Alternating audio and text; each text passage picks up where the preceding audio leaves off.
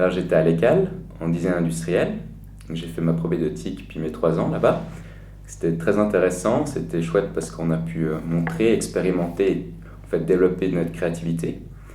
Mais je voulais aller un peu plus loin et puis voir aussi un peu ce qu'il y avait sur le terrain. Donc j'ai fait un stage à Londres dans un bureau de design et ça m'a beaucoup plu en fait comment les gens collaboraient avec les clients, aller un peu plus loin au niveau des projets. Et c'est pour ça aussi que je voulais aller moi-même aussi plus loin et puis chercher quelque chose peut-être un petit peu plus général pour voir comment collaborer avec d'autres domaines. Ce qui est bien avec le Master Enochic, c'est cette collaboration interdisciplinaire. Donc ça m'intéressait beaucoup de voir comment en fait, les autres domaines avec lesquels on collabore le plus, qui sont les ingénieurs, les économistes et les designers, et comment en fait, on peut ensemble créer des nouvelles innovations. Donc comment le design peut apporter à l'ingénieur, à l'économiste. On dit voilà que le designer peut-être réfléchit plus à la forme, l'ingénieur comment ça fonctionne et l'économiste comment on pourra vendre la chose.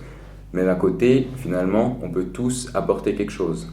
Donc ce qui m'intéressait, c'était de voir comment le designer pouvait peut-être collaborer plus rapidement et plus efficacement avec ces domaines et comment aussi nous, on pourrait apporter, d'un peut-être point de vue plus général, lors d'un projet, pouvoir montrer ce qu'un ingénieur ou un économiste pourrait faire sans être le spécialiste, mais d'avoir une vision plus globale.